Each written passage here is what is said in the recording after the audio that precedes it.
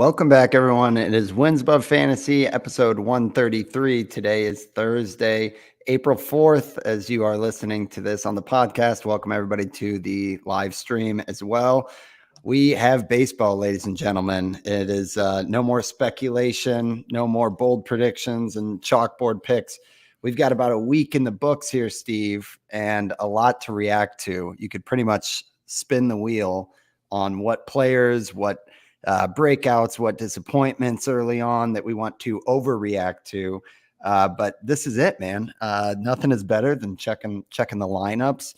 Texting the home league group thread, complaining about your team, scrambling to find somebody on the waiver wire. And now is the time to really assess the guys that we like, that have our attention, because it's this time of year where every season there's breakouts. There's ones that not only seem to emerge the most, but also have the ability to impact your teams the most because of how long they're doing it for your roster. So very excited to talk about some of these overreactions, Steve, if you will.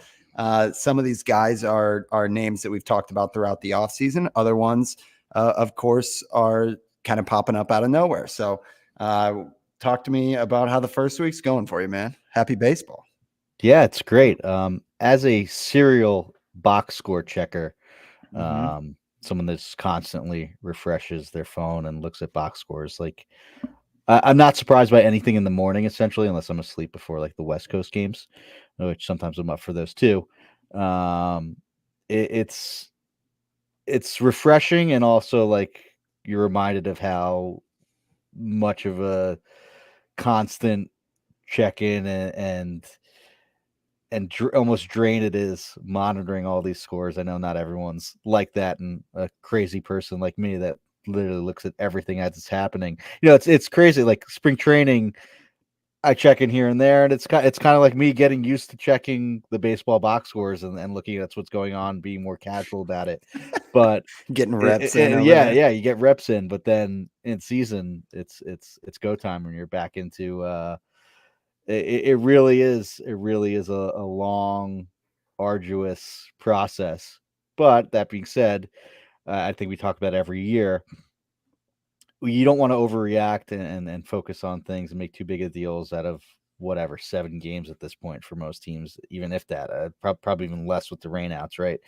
Most teams are probably at 5 or 6 games as we're recording this. Maybe the Dodgers and the Padres have 2 more since that early start, but there's still things that are actionable, and we talk about it every year, because if you do add a guy now that's a mainstay on your team, you get them for the full season rather than just the last 2 months, or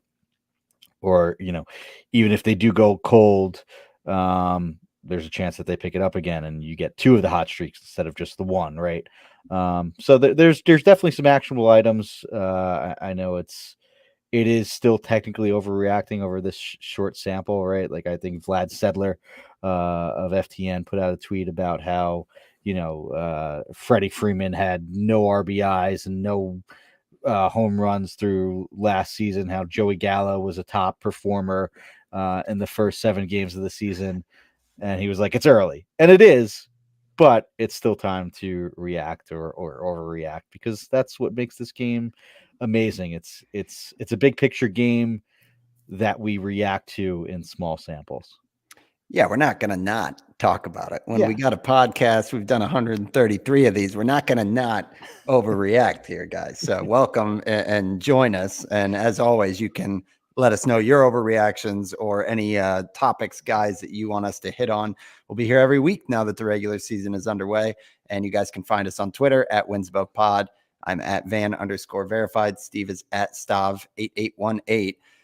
This time of year, we usually got some extra listeners. I know everybody's kind of plugged in. Would mean a ton if you guys can go out, give us a rating and review on Spotify, Apple Podcasts, wherever you get your shows. And of course, that goes for the whole network, which gets plenty of love. But this year, we've introduced more podcasts, and there's so much good content out there. I know, especially every morning, Steve, I'm waking up consuming the little 15-minute ones with Casey Bubba. Yeah. So There's another standard baseball, like not fantasy baseball feed now, for Pitcherless podcast too. I know that Eno and Nick's pitching podcast, The Craft, is on there. So like non-fantasy related baseball stuff podcast, there's a whole other feed. So be sure to check that out. There's the Plus Pitch podcast with Nick Pollock for PL Pro members. So a lot of great stuff. A lot of great stuff. Pitching Fab Pros podcast on Fridays that Nick is coming out with. I think he had the first one last Friday. I The think companion piece to exactly to On the Wire. Yep, Yes. I think that's for PL Plus members. But I mean, there's just so much good content this time of year on the site and on the podcast feed. So yeah, we're whatever, if WAF isn't your cup of tea, there's definitely a pod. There's so many on there and so many good ones on there that you'll find one. So anything baseball you need, we got you covered. So talking our topic tonight, Steve, what are we interested in after week one is kind of how we've couched this, because some of these guys are rostered a little bit higher. Some of them, we've looked at Yahoo roster rates, if you will, and some of them are more 12 team available, 14 team available. We'll kind of get through them as we go. But before we jump in, I mean, talk to me about the mindset this time of year. Of course, we want to go to the StatCast numbers, because that's just kind of, we're creatures of habit, but it is too early for a lot of those to be statistically sticky, if you will.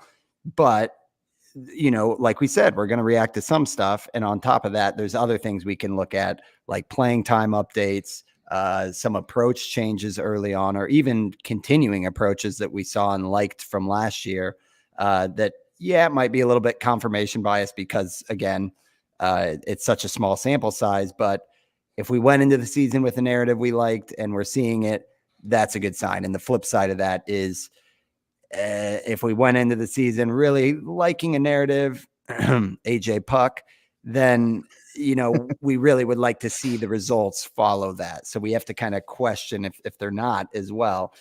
So talk to me about where your head's at, Steve. I know you're pretty aggressive usually early on, if I recall correctly, over our 3.5 seasons of doing this.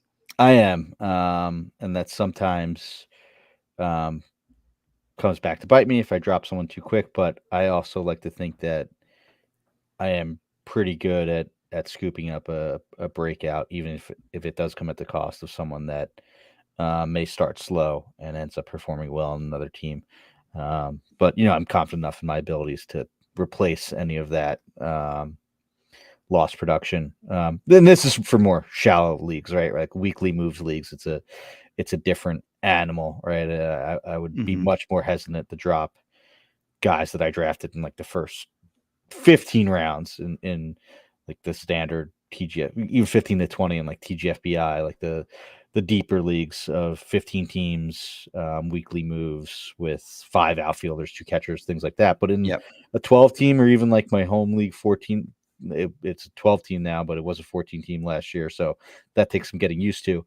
But there at the bottom of my roster, I'm churning and burning. I don't have much of a leash, especially in 12 team, 10 team leagues.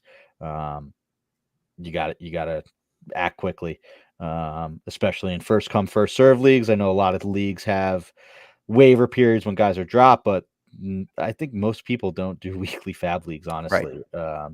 And there are a lot of first come, first serve. So you got to be quick for that. That being said, there are things to care about and to react to.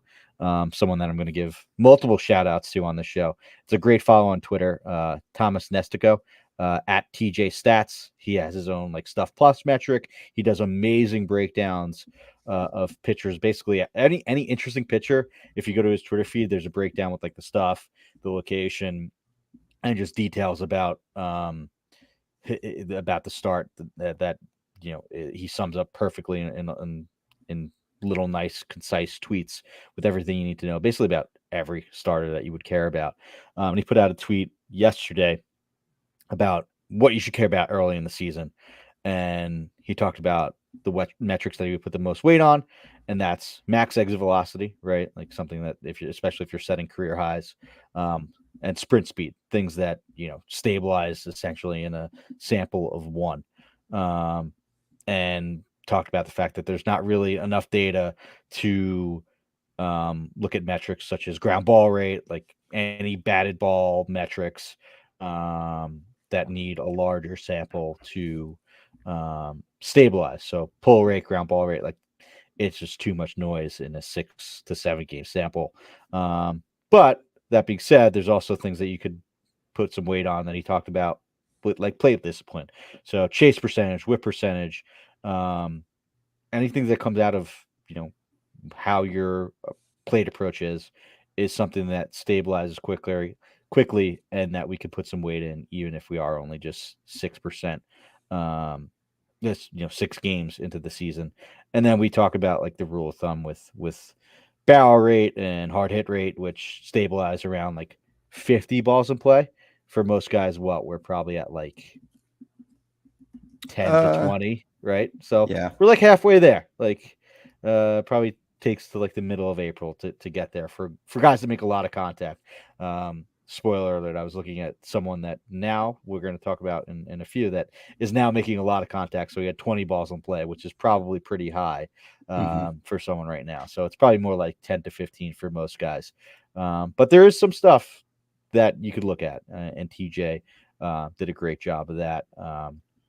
At Thomas Nestico at TJ Stats. Give him a follow. He is well worth it. Yeah, we might have to call him Nestico or TJ Stats Yeah, because we yeah, already yeah. we already got a We got a TJ TJ. We on got the on TJ. this Yep. show. But And he does call his stuff plus TJ stuff plus too. So I know some people kind of like, I don't know how I feel about calling it like TJ stuff plus, right? It's like, oh, what yeah, the that's a stuff is curse. leading to Tommy John, Right. This is good. This is a curse. but he does have his own stuff plus plus metric, which is awesome that he's able to do that and puts it out there for everyone to see. So shout out to TJ Nestico. Yeah, and we'll probably do like a pitcher breakout show dedicated Yeah. sometime in April. But on the pitching side, Steve, we're definitely looking at like velocity, ability to carry that velocity throughout the start. Uh, I mean, from a control standpoint, definitely looking at like strike percentage, walk rate, things like that. You know, this time of year, a lot of guys that we have targeted as like a breakout pitchers, a lot of times the only question mark is like, can they get that 11% walk rate down? Things like that for a guy like Puck versus a guy like Luis Heel, that you just want to watch early on. Pitch mix, of course, new pitches. And when people go nuts, I think sometimes this can be overblown, but it is important to look at the opponents as well. Consider the weather a Definitely. little bit because this time of year is also weird with 40-degree days. So it's not to say that there's nothing actionable, but sometimes you gotta, put a little bit of water, cold water on it. But that's on the pitching side. And we'll have to do kind of a dedicated show because a lot of these are hitters. We do have a few pitchers sprinkled in here, especially near the end. So stay tuned for that. But Steve, let's jump in and kind of not sure in terms of order here, but it might be order of timeliness because Michael Garcia hit his third home run tonight. That is Michael Garcia of the Kansas City Royals. Yes, the WAF favorite we talked about last year, but one that we liked more as like a corner infielder or a util guy. Mm-hmm. And he's kind of performing like a starting third baseman, 75% rostered in Yahoo. So probably 10 teamers. This is, an ad potential, but Michael Garcia looks like a different hitter in terms of the elevation of his contact this year. The 3 homers already. The broadcast tonight when he hit that homer out was tuning in. I mean, a lot of us were with Corbin Burns and Cole Reagans, but the homer he hit was opposite field, and the broadcast was talking about how a lot of the things that people liked about him last year with the hard hit, the ability to hit to all fields, is just being helped out even more with the fact that he's elevating the ball and seems like hitting the ball harder as well. So your thoughts on Michael Garcia? What are you seeing here with the batted ball metrics, and how good is he? Because I think we talked a lot about Royals, but not a lot about Michael Garcia in the offseason, at least on the show. Yeah, we talked about him a lot last year, so this is pretty satisfying seeing it. I think he was a very popular sleeper, I think, in the offseason. I think we talked about him a good amount. And we do, I believe, have a share of him on our best ball team. I think I have him in TGFBI as well, or in Raslam, one of the two. I'll check. I'll check in on that. But it's pretty rewarding to talk a guy that we talked about last year a lot and liked a lot of the underlying metrics, especially how hard he hit the ball. The speed was obviously apparent. He had 20 plus stolen bases last season, and all that was needed, right? It was like the Brian Hayes syndrome. We just need to lift the ball a little bit, and he's starting to do that. That being said, we just talked about how it's too small of a sample to judge anything as far as fly ball rate versus ground ball rate, and to say that Garcia is a full breakout. I think that's a little bit premature, but he had just two in a tweet from friend of the program, Mike Curlin. He tweeted about how in 515 plate appearances last year, he had just two pull side barrels. So that's barreling the ball to the pull side, which is how you get the most out of your barrels. Like the barrels do the most damage when they're to the pull side. He only had two of those last year, and he only pulled 34 fly balls and line drives. Another obvious correlation there. If pulled barrels are the best, pull fly balls and line drives are also going to perform the best. And because of that, he only had 4 homers last year. And this was through yesterday's game, so before tonight's home run. Through only through 5 games, he already had 3 pull side barrels, so one more than last year. I know tonight's home run was opposite field, so I'm not saying that you can't do damage that way too, especially when you hit the ball as hard as Garcia does. But it is super encouraging that a guy that basically did not do this at all last year has already shown signs. Sure, that is going to regress, and I don't think he's going to be this, 30 homer hitter. But I think that we can now expect at least like 18 to 20 homers, maybe 25 on like a really good year. I know the ballpark is tough, but you could bump up your power projection for Michael Garcia is basically what I think you can take from this. And that's really good for a guy that hits the ball this hard, is going to chip in stolen bases and plays really, really good defense at third base. So he's going to be in the lineup every day. And is also cousins with Ronald Acuna. I found out in a YouTube video this weekend, just watching some baseball YouTube. Shout out Baseball Doesn't Exist, a great channel there about Acuna. They did a video and talked about all his cousins, and Michael Garcia is one of them. So Crazy. Yeah. I'm surprised that he's rostered 75% of Yahoo leagues. I thought it would be lower, but it should be much closer to 100 in my opinion. Me too. Yeah, I mean, there's a lot of surprising things, interesting things about his profile. But yeah, I mean, just last season, the hard hit rate, like I don't know, I just because of his speed, I didn't peg him even for as much as we liked him last year as being like a top 10 hard hit guy in the league. And then it was just mainly all grounders. His launch angle was 6.1 degrees on average this season. Like you said, way too early to make anything of it, but it's at 18, which would be enough to be like the biggest jump since Christian Yelich type of a thing. So yeah, there's some good articles like going back, like revisionist history here. There's good breakout or assessment articles on Pitcher List on Michael Garcia in the offseason, and they love everything except for the launch angle. So like if that truly has been solved, he could I mean, honestly, with that 23 steals last year and how many games? 123 games. Yeah. Like this guy could quickly become like a top 4 or 5 round player in leagues next year because the average is there. He already hits the ball hard. He's only 24 years old. He can run. Like it's just everything you would want if he can elevate the ball. So really exciting. I mean, how long do you wait until you target him with like trades, Steve, on like a buy high? You wait till that 50 ball sample size? I mean, if anyone's willing to sell, I think it's a good buy high even now, right? Like the launch angle is like 18 right now. It was 6.1 last year. Like if you cut the difference, like that's going to be enough. That should lead to like an 8 to 10% barrel rate, which is, a 20 homer hitter with this guy's speed and and how he hits the ball, you can easily run good BABIPs, right? He doesn't strike out that much. It was just 22% last year. Like he's still at 272, but it was just a 680 last year, but it was just 681 OPS. Like if his slug goes up 100 points, you're looking at an 800 OPS guy with 30 steal potential. That becomes a really, really good fantasy player. So, I would be in on it now, right? Like, I think that whether to trade and add, it's a good target. Yeah, and to put a bow on it, Steve, we do have a share in that best ball that we got, our Nice. shared There we best go. ball. So yeah, love to see it. And Michael Garcia will be keeping tabs on him. Moving along to a guy we talked about last week because he was the chalkboard pick for James, who joined us as a listener guest from a PitchCon prize. It's Christopher Morel, cleanup hitter for the Chicago Cubs. We're seeing some plate discipline improvements where over 30% strikeout rate the past couple of years.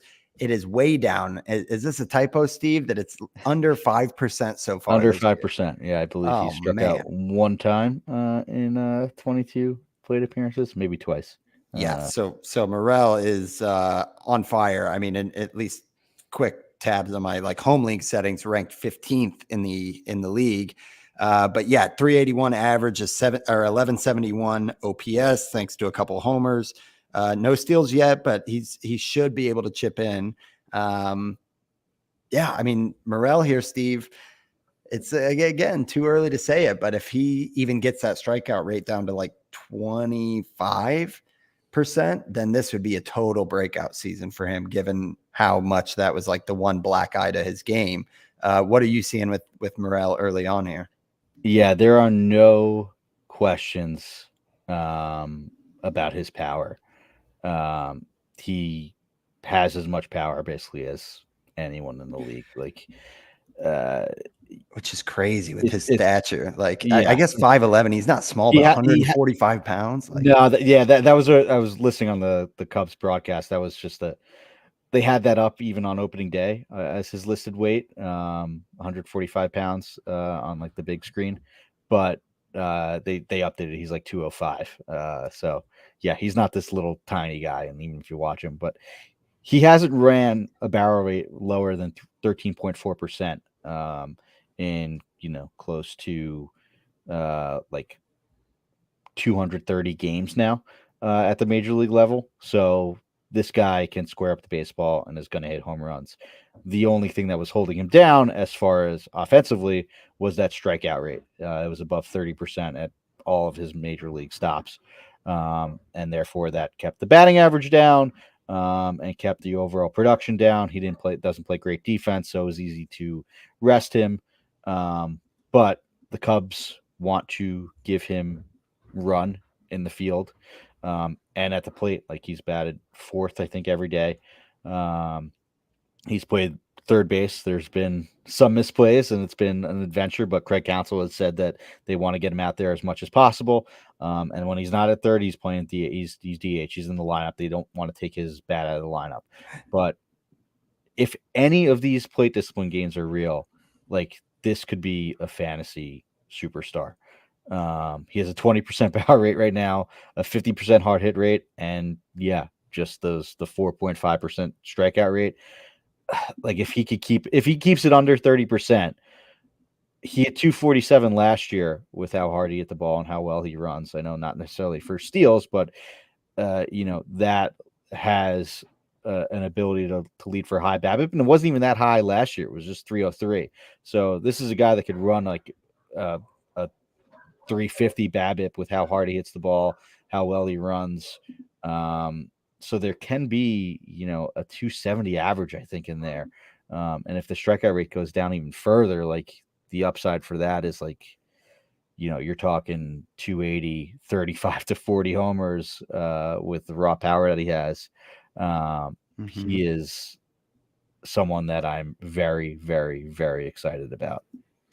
I think the only thing I would throw out is they played the Rangers, which really just had Eovaldi as a good opponent on the mound, and then the Rockies, where it'll be interesting to see, can he sustain this against some better pitching, especially the strikeout rate. The strikeout rate, sure. But I mean, still, there's a lot yeah, of room to give there. It's not like he's striking out 25% right now. yeah. So yeah. No, that, I mean, sadly, no shares, Steve. It's just a time in the draft where I was kind of targeting a lot of pitchers to kind of round out the rotation. But yeah, I know we've talked about in the past, and we've seen what hot months look like for him. So yeah, I totally see And what you're just to saying. go under the hood for the strikeout rate, because yeah, sure, the 4.5% is an outlier, but what makes up that strikeout rate? He's only chasing 17.8% of the time. That chase rate was 32% in 2023. And he's making 89.5% contact rate, where the contact rate in the past was in the 60s, which is like bottom percentile of the league. And his 89% contact rate right now would put him close to the top. So there are some impressive gains under the hood leading to that lower strikeout rate that has me very, very excited about Morel. Like yes, we've seen the hot stretches for Morel, and it's easy to say, oh, we've seen this before, don't fall for him. But we've never seen him do this with contact and plate discipline. Like there's been like with what his profile was, it was leading to 2-3 weeks where he would hit 8 homers, have 7 homers in 8 games, and then get to a point where like he was demoted. But now those hot streaks could come again, and it just might not be as far of a valley because the contact rate is even slightly better, or like league average. That's what has me super excited, and I think that you should be super excited about Morel. Yeah, I think it's fair. I'm We've one step back. never seen this. We've never seen this contact rate. No, you're right. Before. We've never seen that before. You're right. This is what a lot of people were hoping for out of like O'Neal Cruz with the power and plate discipline and contact and Cruz everything. has never done something like that before. He's never made this much contact. Right. This is what we were hoping to see. So we'll see. I'm just 6 games in. Cubs and a couple what Bradford and some other random on the Rangers. It was weird. It's been a weird staff, but yeah, I heard, and if it is indeed a breakout, it's going to be a monstrous one, because that is the upside for Christopher Morel. We got 9 other guys that we're going to be talking through here, folks. If you're having fun, stick with us, but we got to take our first ad break, and we'll be right back. Okay, so Steve, another one who is getting our attention, not with the plate discipline, but with the bat, with the pop, if you will. Just 31% rostered. It's Will Benson, who's been kind of a strange beneficiary for the Reds with, the Matt McClain issues, but he's now locked into playing time and has a 90% hard hit rate, 316 batting average, 1065 OPS.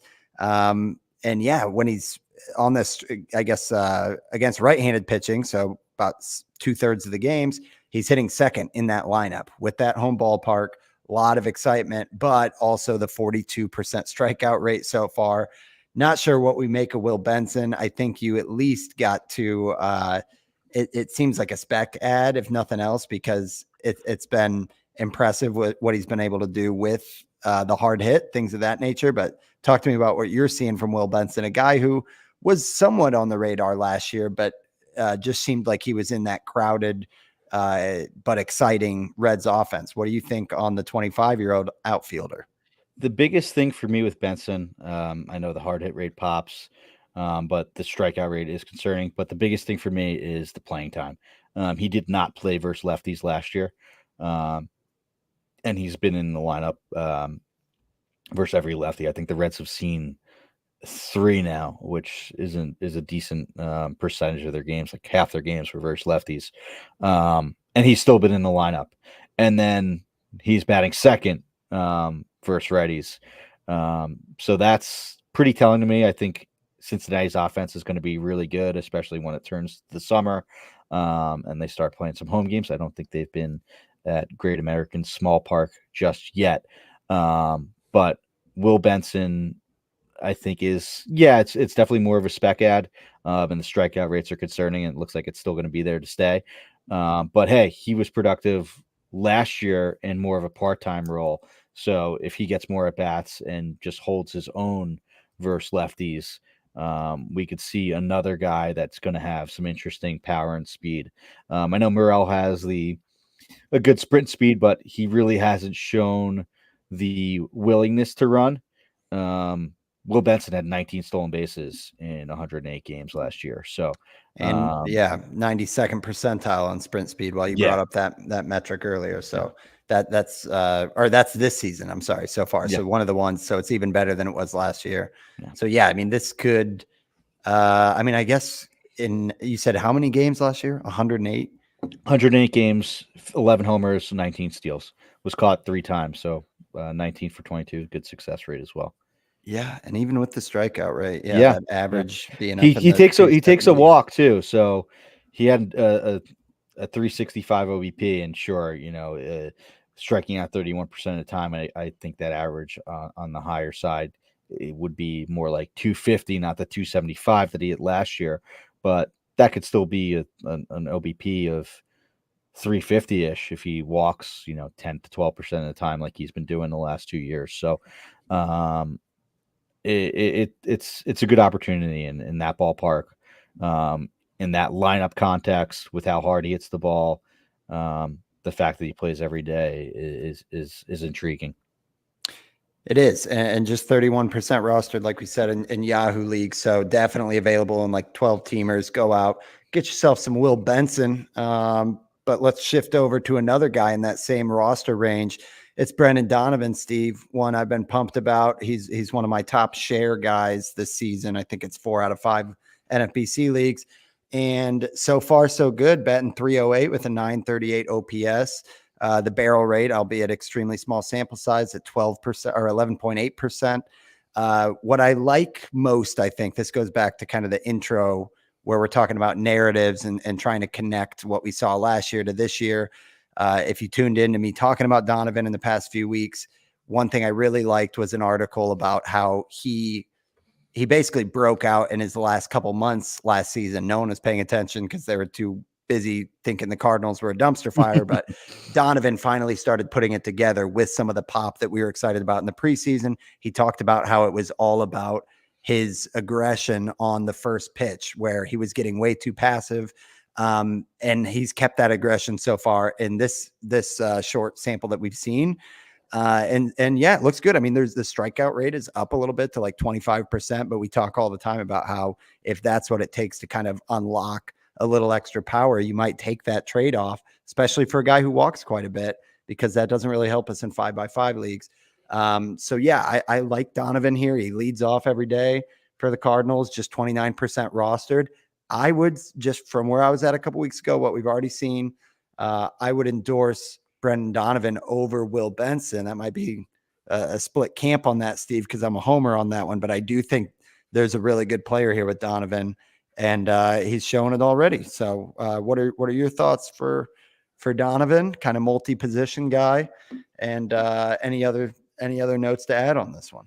Yeah, I think in Fantrax, my home league, I think this might be for Yacht too, but he has first, second, third, and outfield. I think that might be right. So that's pretty useful, especially in daily move leagues where you can set your lineup each day.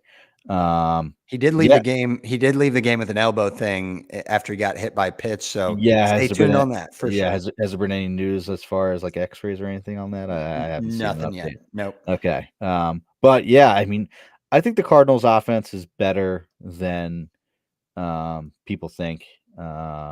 New bar coming back this Yeah, new car weekend. coming back. I know they got up to a slow start, but that was versus like, some of the Dodgers' best pitchers like Now, Yamamoto, right, and Bobby Miller striking out the world. So that was tough 3-game sample to judge that offense on. And I'm not opposed to Donovan and think he's a good ad. I think it would depend on what you need. If you need like power and speed and don't really care about average, then I would lean Benson. But if you need like position flexibility and maybe a little more average, I would go towards Donovan. but it's a better ballpark too for Benson. I think I like the Reds lineup a little better. I'm not sure; it's close, but I'd give him that one. I think yeah, at least yeah, from last year and the start of this yeah, year. yeah. That's that. But it doesn't take much to have some of those veterans make that look like a foolish statement. But um, something I wanted to bring up regarding the Cardinals, but uh, with the way Donovan's been hitting, with how Victor Scott's not necessarily hitting, but plays good defense and has great speed, I think that Jordan Walker may be the one who's in trouble when Newbar comes back. I know it might not be the move that he gets demoted right away, but he does have two options. Doesn't play as good defense as Victor Scott or Newbar. They pinch hit for Jordan Walker with like 2 outs in the ninth and runners on first and second, or like 1 out in the ninth with runners on first and second tonight versus the Padres. So that is something that I know that talk about small samples is a small sample of one, but that tells me a lot of what they think about that current player in Jordan Walker. So just wanted to get your thoughts there with Local Walker. radio driving home from work today was saying Victor Scott as if it was a foregone conclusion, but that And a lot doesn't of mean people are. much. A lot of people are saying Victor Scott's the one that's going to lose playing time, like it's a foregone conclusion. But I don't know. Um, but yeah, I mean, honestly, there might be because I think Dylan Carlson's on the IL as well. So like right now, Alec Burleson's getting some run. I don't know. Sometimes the Cardinals have a way of just rotating. We've seen that in the past where it was like Edman moving in and out. It seems like every year the Cardinals run with like four outfielders. So maybe they'll kind of do that for a little bit, but it does seem a little strange to, for how much buzz Scott's getting and how good he is in the Yeah. field. Um, he got the steal the other day. I could see, I mean, we saw him demote Walker last year to get right, but yeah, Even if I he would is still like bet on shuffled in and Scott. out of the lineup, I think that could be a hurt for Walker's value. So Yeah. I know he hasn't done much. It's been a small sample, but I was just pretty shocked when they pinch hit for him today in the Yeah. ninth inning. Yeah, I have not seen anything about like rationale or anything, but yeah, it's interesting. Worth keeping tabs on for sure. We'll find out this weekend when Newt Bar is expected to return there, because otherwise, yeah, love some Victor Scott for some flash in the outfield there.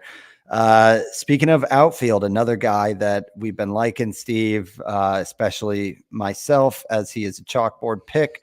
Jung Hoo Lee has been as advertised, seemingly, at least from the hit tool standpoint, at 292 average. He does have a homer, that beauty lefty swing. Gotta love it. But the plate discipline has been excellent, which is what we expected. It's been like a 13% strikeout rate, 10% walk rate. I think people expect the K rate to even drop from there.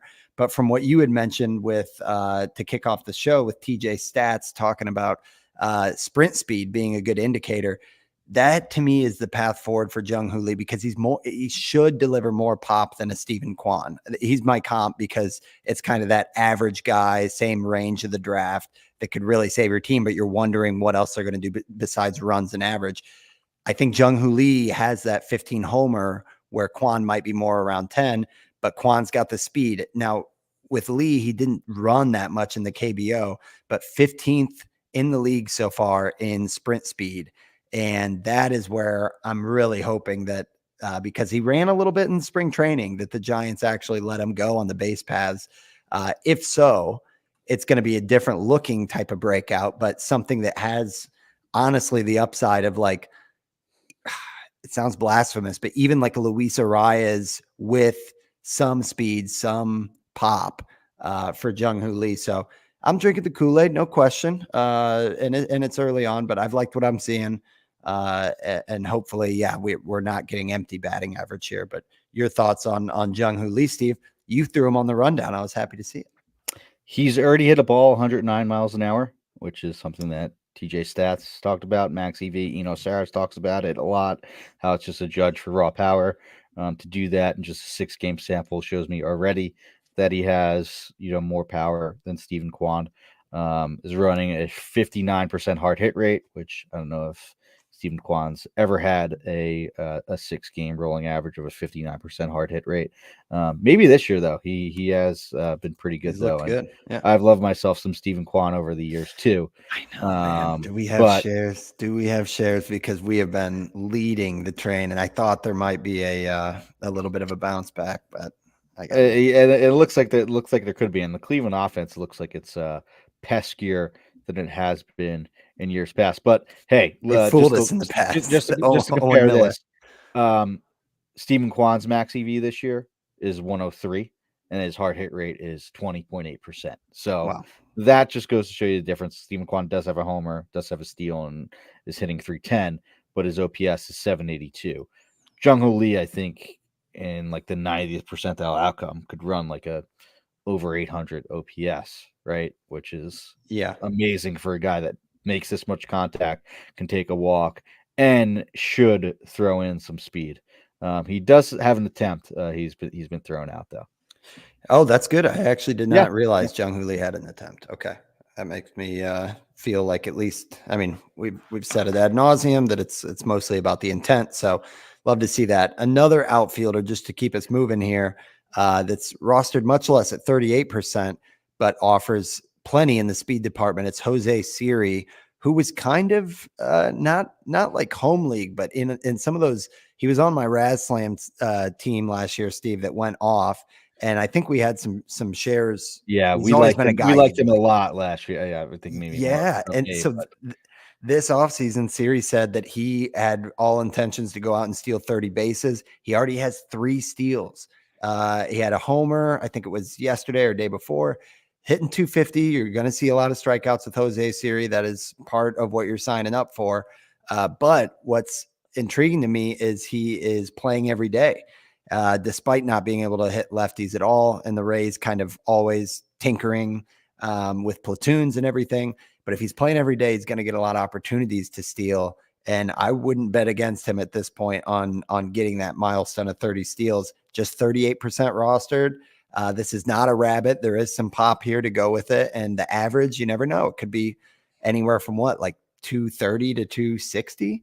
I'd have to pull up where he landed last year. Might have even been higher than that. 222 last year, but he did have Okay. 25 homers and 364 plate appearances. So like essentially 60% of like what you would expect for a full season. And the Rays have shown the propensity to play everyday players every day if their fielding is really good. And Jose Siri's fielding is elite, right? Like they ran Kevin Kiermaier out there. Kiermaier's a great example. For years, and Kiermaier like couldn't hit a lick. Siri might not be able to hit above 220, but the XBA last year was 242. So maybe it's not like, Mendoza. That's probably a lot of like, the fact that he hits the ball so hard and runs. I guess sprint speed's not an XBA, but it's because he hits the ball so hard. But hey, that's a good thing. He did have an 87 percentile barrel rate last year. Is running just an 8.3% this year, but it's still too early, and he'll regress towards what I think he was last year. Do you think he's under rostered, Steve? Sorry to interrupt. I think so. He's the kind of guy in like 10 and 12 teams that are probably on and off rosters, just because there is such a low batting average floor. And, he's kind of the guy that you probably drop him and he has a weekend where has 2 homers and 3 steals, and then you pick him back up and he goes over 10 with like 7 strikeouts. So like, love those. I think it is more of a Raz Slam, a best ball, in like TGFBI and main events in the 15-team NFBC leagues. Like he should be on rosters all year. And you'll gladly take those, seemingly what it's going to be like on the downside, like a 2020 season, which even with that low of average is still very, very useful in those leagues. Yeah, and moving up, staying in the outfield, but moving up the roster rate a little bit to 53% rostered in Yahoo leagues is Taylor Ward. Man, that talk about like a post-hype sleeper here. Steve, because we were all in last year. He was bold predictions and everything because a couple years back, remember we saw that 23 homer, 280 season, and that was like sandwiched where the beginning and end of the season he looked like a top 10 outfielder. So he was a big breakout pick last season. Just never came around. Hit 253, had a 756 OPS. I believe there was a couple injuries in there. Yeah, 60-day injured list last year with a facial fracture. Yeah, he got hit Did he in the have face. oh my Very gosh. scary. Yeah. Oh yeah. I completely forgot about that. The cobwebs. The so now we're basically fast forward to now. We've already got 3 homers after just 6 games for Taylor Ward. He got caught stealing once as well, so you know he will attempt to run, and he's hitting 320. Of course, it's very early, but under the hood, Steve, it looks really promising that this could be right back to the breakout pick we thought from a couple years back. Age 30 season. Talk to me about Taylor Ward and what was otherwise kind of a boring eye roll offense with the Angels. We could be seeing a breakout here. Yeah. Whenever Taylor Ward's been healthy, and that has not been often, he's been a good hitter.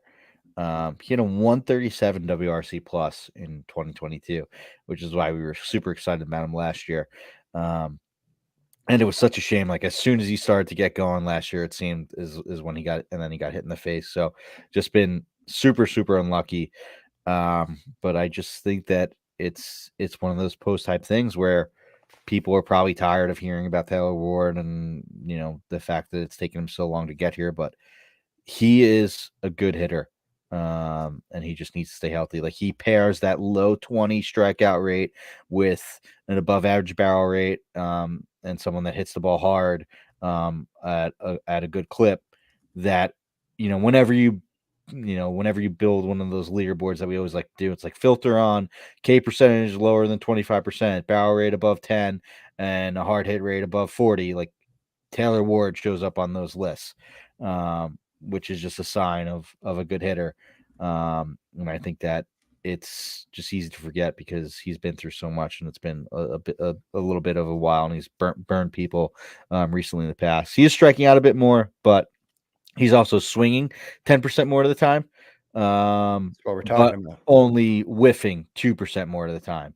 So I would expect that K rate to regress to like the 20% career norm, where it's at 30% right now, and he doesn't have a walk, but it's a super small sample as far as Taylor Ward. I know we talked about how plate discipline is important, but I would lean on the track record of Ward there, and try to buy where I can. I think that he should be rostered in much more than 53% of the Yahoo leagues. Okay, yeah, I like that. I think we've seen enough in the past where we can see a path to him being a fantasy all-star.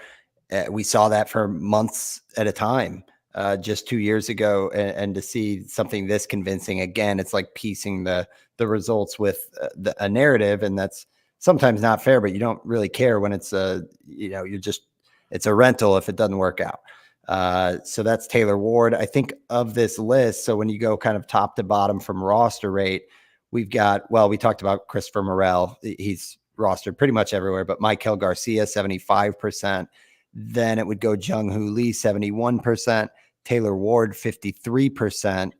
And then you've got your Jose Siri, your Will Benson, and Brendan Donovan and in that order. So those are the guys. I mean, it feels appropriate. I definitely feel like there's plenty of guys that are under rostered though. Like that is the theme. I do think, honestly, looking at the bunch, and I'm excited with Jose Siri in general for the speed, but of the bunch, I honestly think him and Benson for me would be kind of near the bottom.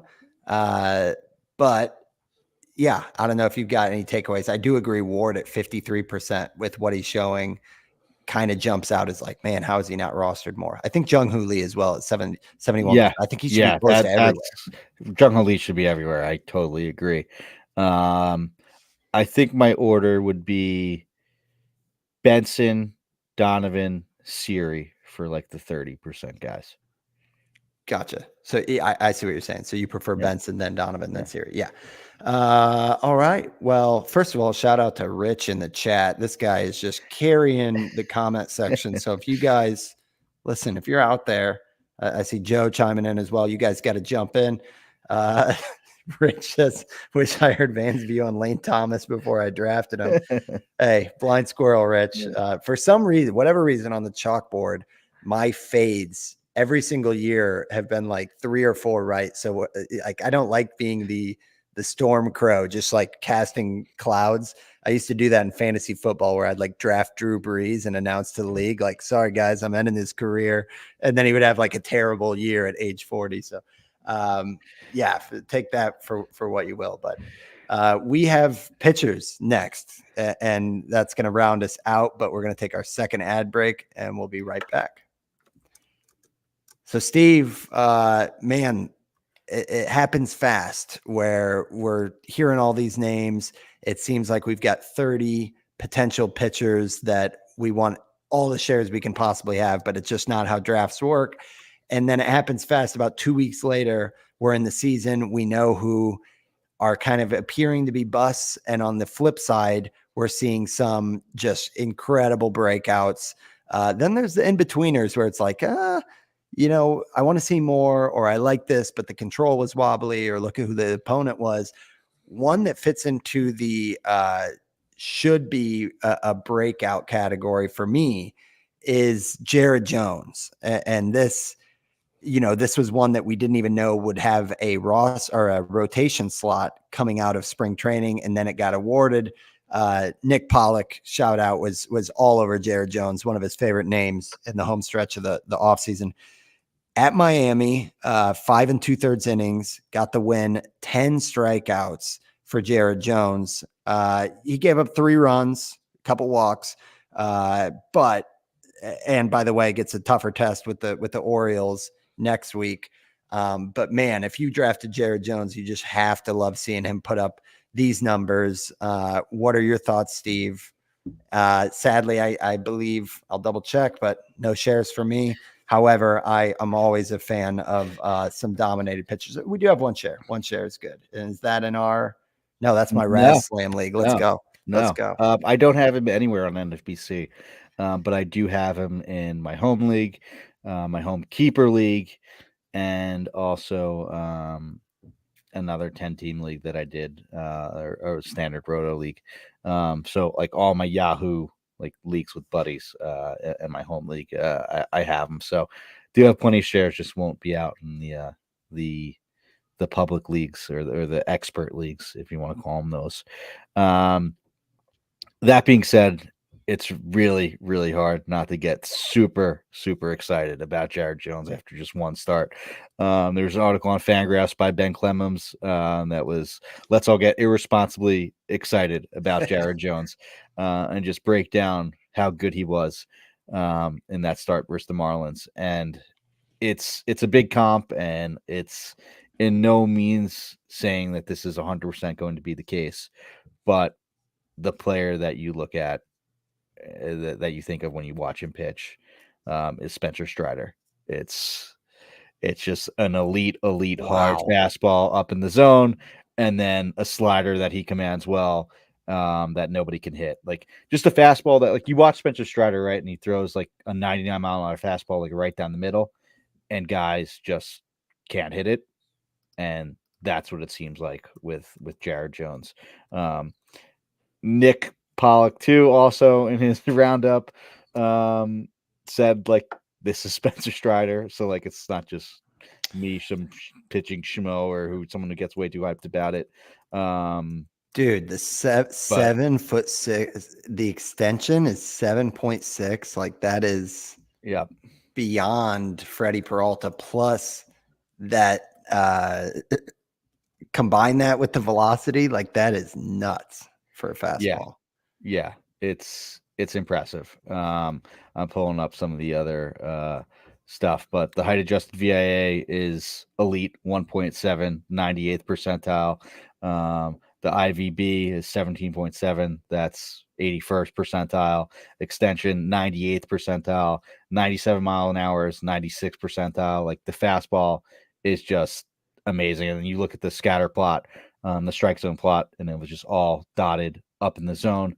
The slider really good too. It was at 88 miles an hour. Gets good spin on it. So it's hard not to be really pumped about Jared Jones. Had a 25% swing strike rate, 77 percentile on the slider too. To throw some cold water on it, because there definitely needs to be. But with him with that fastball being so hard and living up in the zone when guys guess right, there's going to be some really good contact about it. You could tell by like the 98th 98th in the league as far as ideal contact rate, like 40th percentile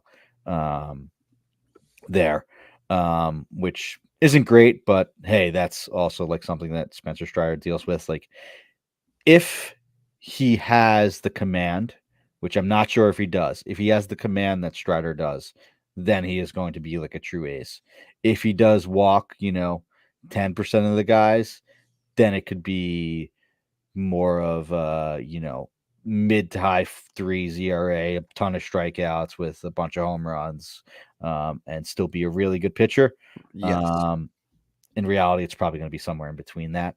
I just don't know if he has that command yet, and who knows? It's still just one start versus the Marlins, who look absolutely dreadful. But they did square him up a bit. But there is a lot of reason for excitement with Jared Jones. Yeah, and the walk rate was never like awful. It's been bad in the minors, but not like disastrous. So yeah, I mean, middling whip, regardless of every name we've thrown out on the show so far. The fact that Jared Jones, in Yahoo leagues, this is the biggest mistake. just 49% rostered, like. Literally, you can turn off our show. We won't be offended. Just turn off the show. Go Focus. add Jared Go Jones Jared right Jones. now. Yeah. Concentrate and just get it done, guys. Yeah. Don't text and drive, and go add Jared Jones. Pull into the McDonald's. So we're gonna keep rolling, Steve. And the next one, Jason Foley is collecting some saves, couple saves in Detroit.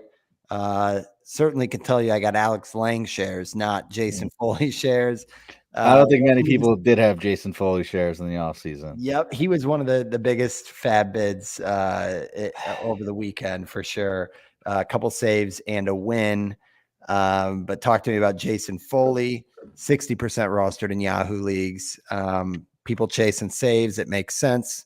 What do you think of the actual pitcher? It looks really good. He's like a guy that just added something, came out this year and started throwing 100 miles an hour with his sinker, and was like automatically thrusted into the first save opportunity that the Tigers had. Got the second one as well, and then pitched in the bottom of the ninth for the tie game and got a win.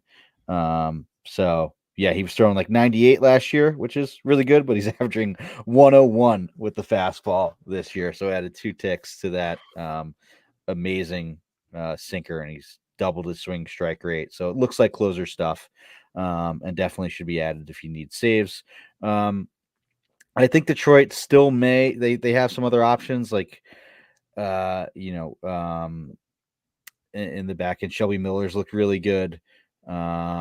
So and they do have Andrew Chafin if lefties come up, so it may not be like the full share of the closer role. So I wouldn't like panic and drop him if the next save opportunity doesn't go to Foley, depending on matchups. But the stuff is electric. It looks like a closer. And I would go out and add him. Another guy I wanted to bring up, more of like props to us, and I think that someone that we talked about a bit as a speculation when we heard the Devin Williams news, but Abner Uribe looks like the no doubt closer Oh yeah. in Milwaukee. And Milwaukee has been winning a bunch of games. I think he already has 3 saves. He's looked really good. He also had an amazing defensive play and like stretched on a double play to turn the save. I think it was on Tuesday. Oh, I missed that. So Nice. he looks good. And if he's still out there, I don't have the rostership rate for Yahoo for Uribe, but 2 guys that look absolutely filthy in the back end of bullpens and should be added everywhere, I would say. Yeah, Uribe is 63%, so they're both kind of neck and neck. Between the two, would you prefer Foley because the full season saves? Yeah, I guess I short term, like I yes, would prefer Uribe, 100%. same. And who knows with Devin Williams? The back injury is tough, man. I know they said like 2 to 3 months, but that could easily be a full year. Backs are tough, so it's close. If I only had to add one right now, I would add Uribe just because of the immediacy of the full time role and better team contact. So I think the Tigers should be better than they've been, at least offensively too. And they have won a few games. I know it's versus the Mets, and everybody's been beating the Mets, but I would lean Uribe, but it's close. But both should be rostered, much closer to like 80-90% in Yahoo leagues. Yeah, yeah. Well, we got was it one name left, or we got two Two names? names, Two names left. two names left. Well, the next one, Steve, I would have never I'm believed just gonna let you take this. I know it's too early for victory laps, but you have my permission. It's like a hall. This is You get honestly this. one hall pass for a way too early victory lap. I didn't even know if I can take it. I am allowing you to do this. All right, this is with my heart and not my head, but my victory lap, because if you would have told me a couple of years ago that I would be here in 2024 calling myself the Nick Pivetta guy, that might be my season long, the whatever the epitaph is of my fantasy season, which probably will end in the casket is with Nick Pivetta being my SP2 in my home league.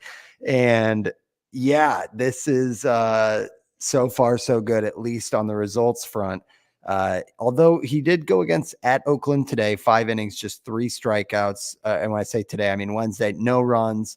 And the whip at 120, not ideal. He got out of a bases loaded jam, which you do not like getting through the athletics with the skin of your teeth. But a lot of people were saying it was just an off day. And he was saying like, I didn't have it today. Mm-hmm. Thank my infield, our great defense, all that stuff behind him. But the first start was much more impressive with 10 strikeouts in his debut. Although in terms of the opponents, that was at Seattle, and they've struggled out of the gate as well. So similar to Mr. Jared Jones, he's got the Orioles next week for his next matchup. That one will be telling, I believe. But in terms of all the stuff under the hood, I mean, he's getting the swing and miss. I know, Steve, you pulled in a tweet here from at Taylor Tarter on Twitter. There is one pitcher who is top 10 in stuff plus, pitching plus, and location plus, and it is Nick Pivetta. So he fits the mold for me, man, because I do think one niche, it actually comes from fantasy NBA. One of my favorite analysts always talks about the old man squad, and that there's a lot of upside, if you will, or potential with guys who are not the young 22, 23-year-olds. You can find upside elsewhere. And I think Pivetta is kind of the poster boy that, like, how many times have we been burned? How many times have we gotten excited? You got to remove sometimes, like if there are true changes, like he did with the sweeper, the whirly bird last year, the numbers jumped off the page for where he was going in drafts. So far, so good. He's got a 0.82 ERA and a 0.82 whip. So more please from Mr. Nick Pivetta. But yeah, we'll see how the Orioles starts go. Anything to add there, Steve? I know you sadly don't have any shares, but for me, I've got 4 out of 5 industry leagues and then my home league as well. So I'm on the roller coaster. There you I'm on go. the roller coaster. There you go. No, I mean, I think it's just more assurance of those changes that he made last year are real. I know there was some concern in spring about like his locations and the shape of some of his pitches, but they still look good. And like, if this is, I know it's the A's, but if this is what he's able to do when he doesn't have it, and there's a lot of right, what's like the rule of thumb? Like pitchers say, like it's two out of every three starts they have their stuff. One start they just may not have it at all, whatever it is. But if this is when he doesn't have his best stuff, like look out when he does. I know the Orioles are tough, but like I'd still absolutely start him because I think Pivetta is that good. So, and that Taylor Tarter tweet was prior to today's game, so I don't know if that's still true, and it may not be if he didn't have his best stuff according to him. But it'll be interesting to see the numbers on that, and I'm still in on Pivetta everywhere. Even though I don't have shares, I think he is a great arm to have for your rotation. We did have a question in the chat from Joe here asking about what about Aaron Savali, who, by the way, fits the mold for the type of late bloomer. Definitely. This is kind of mini Eflin here, or this year's Eflin, just 28 with the Rays.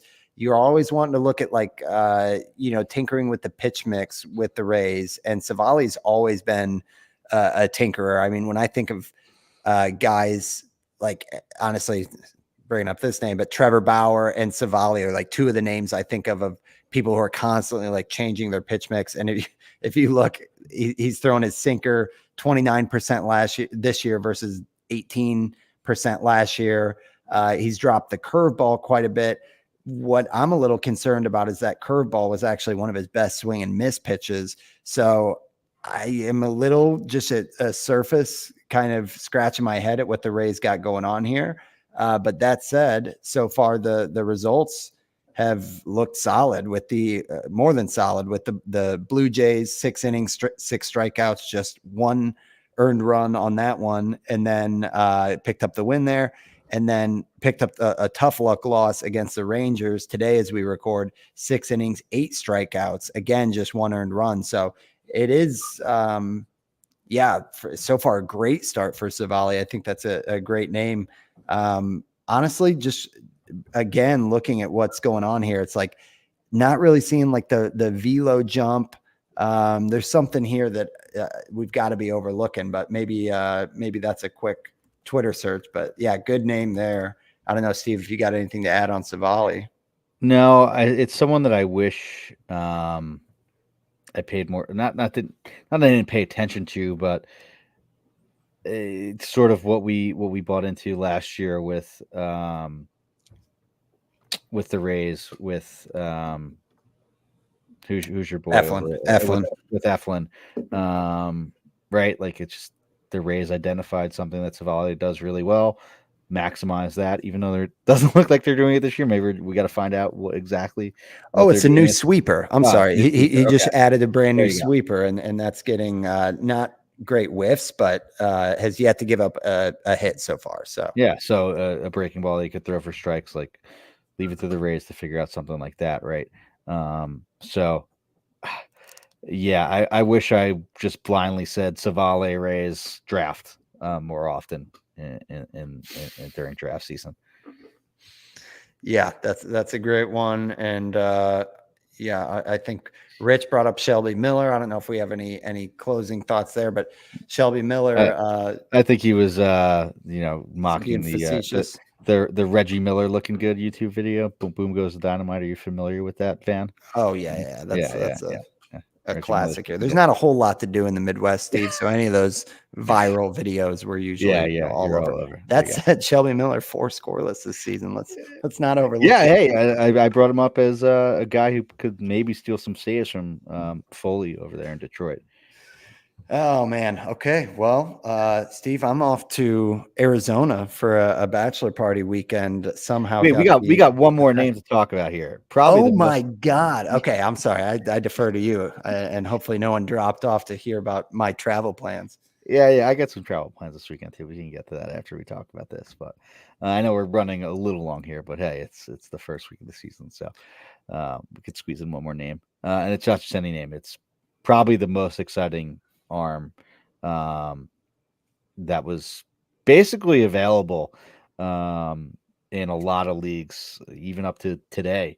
or yesterday when he started versus the Braves, and that's Garrett Crochet. He's still at just 57% in Yahoo as far as rostership. So he is still out there, and this is another one of like, stop listening to the podcast Yes. and go at him. But he looks absolutely amazing. Any concern about facing just that weak lineup in Detroit in his first start on opening day was quelled with that amazing second start in Atlanta. Overall, he has 13 innings pitched, 16 strikeouts, 1 walk. Went 7 innings pitched, 1 earned run, 8 strikeouts, 1 walk versus Atlanta. Lance Brodowski, another guy that I bring up a lot, who does amazing work over on Twitter and YouTube, did an amazing breakdown after his first start. Talked about his insane cutter, which is super, super hard. It's like 93 miles an hour, moves a lot. And he compared it to Jose Alvarado. So, like, this is a guy with Jose Alvarado's cutter who's a starter. And then, an amazing fastball that has great velocity, good shape, elite extension, and then a sweeper that he's able to get a swing and misses to.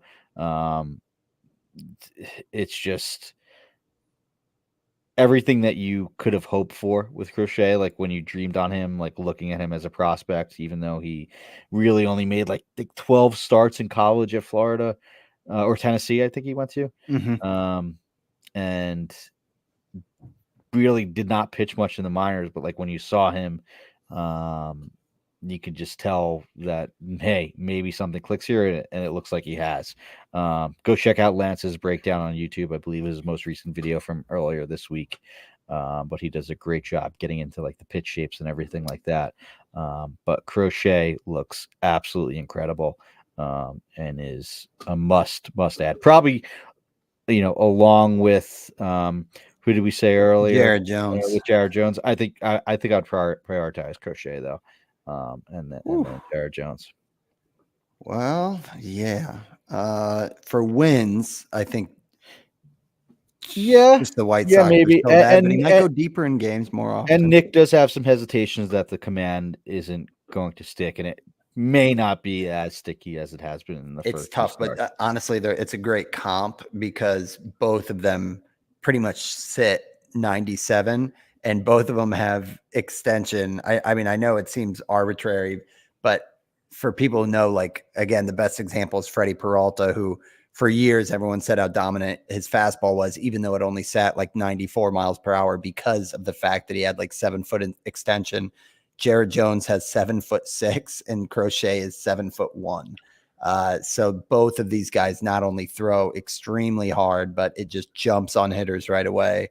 And some of the very best pitchers, that's the type of indicator. You know who else is kind of in that ballpark who we didn't talk about is Luis Heel, who looked really good. And we have some shares as well, Steve. It had some wobbly command and located the fastball a little bit low. I was watching that start. But for a pretty good Diamondbacks offense, he had 6 strikeouts and 4 2/3. He's another guy who kind of sits 97 with close to 7-foot extension, but not quite as much as those other guys. Between Jared Jones, Luis Heel, and Garrett Crochet, how would you rank those 3 on who you want?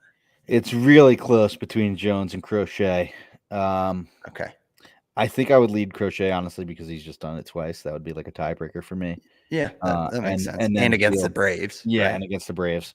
And then Heel. But that's not to say that I don't like Heel. I have a ton of shares of Heel. I believe in NFBC and in my home leagues too. I have him on an FBC team. And then on 2 actually. And then he's in like most of my home leagues. I have him there too. So like Heel a lot, but I would go the other 2 guys and give the tiebreaker to Crochet over Jones. But that being said, I still really, really like all those guys and think they could be mainstays in your rotation. Exactly why I like to fade the aces, at least the early ones. Oh yeah, yep. And Rich just dropped in the chat Ronaldo Lopez as well. We're gonna have names. Yeah, we got names throughout the month. Yeah. So these are the ones. This is exactly what I'm saying. That this is why I don't have Christopher Morel, because that part of the draft, there's like 50 of these names. And what a fun time of the year to see which ones are real versus fake. And sadly, AJ Puck is on my chalkboard, Steve. Out of all those names, AJ It's Puck is still the one. early. So It's still hopefully early. He looked, can turn it around. despite the line today, Better. he looked better. The Just defense step in the right direction. Yeah, the defense let let him down. Yeah. And I still think there's a path, and I know you might not want to hear this, but I think there's a path for AJ Puck to be like a dominant closer, especially with how shaky the back end of the Marlins bullpen has been. So there's a few paths from there, and I think that Puck still has time to figure it out. But it may be in the bullpen with the Marlins guys returning soon, and Braxton Garrett and Edward Cabrera somewhat soon. But hey, if Edward Cabrera walks the world like he normally does, they could go right back to Puck. Yep, absolutely. Well, appreciate you guys tuning in. Again, couldn't be happier that in this most exciting time of the baseball calendar year, you guys are joining us. We will be here every Thursday. Also Wednesday night, you can tune into the live streams as we record. It's usually right around 8 o'clock Central, 9 o'clock Eastern out there for Steve. Appreciate the interaction in the chat room tonight, guys. And if you guys have any players that you want us to cover in future shows, you guys can always reach out and hit us up on the show feed at Wins Above Pod on Twitter, or I'm at Van_verified. Steve is at Stav8818. Steve, you got a Philly trip. I got an Arizona trip. I will be in 86-degree weather tomorrow, and it was snowing this morning in Peoria. So, good vibes, man. And very, very happy to be having baseball here. And now we're back to like texting each other every day. So life is good, man. Like this is it. Closing thoughts from you before we wrap up here. I got a trip as well. Headed to Philly for WrestleMania with Rich. Shout out Rich in the comments. Working Heel is a good fantasy wrestling crossover team name for those who roster Louis Heel. I know there's a lot of crossover in the fantasy community, the wrestling community. So it's an exciting weekend. How many years have you guys done WrestleMania? I mean, I think Rich has been. This is his probably. It's definitely in the double digits for him. I think this is my like fifth or sixth, not in a row. I didn't go last year to LA, but I think Rich has been doing this since like 2012, and then really the only one they missed was when there wasn't one with fans in the pandemic. 15. This is 15 coming up for them. So absolutely incredible. That's amazing. Well, I know those trips with that deep of tradition. It's like as much as you love the event almost doesn't even need to happen. Yeah, There's so many things. We would have a blast just being in the general area. Yeah, absolutely. That's like our road trip. And so you guys enjoy that. Sounds like one of the very top weekends of the year. And I will enjoy a bachelor party for shout out to Cody. He is TJ's co-manager in my home league. So we'll be talking fantasy baseball, and the Fire Stick is in the luggage so that we can get MLB TV going. But that rounds us out, you guys, for episode 133, talking about guys we're interested after 1 week. And yes, the overreactions. So thank you guys for tuning in, and we will talk to you next week. Thanks, guys. Later.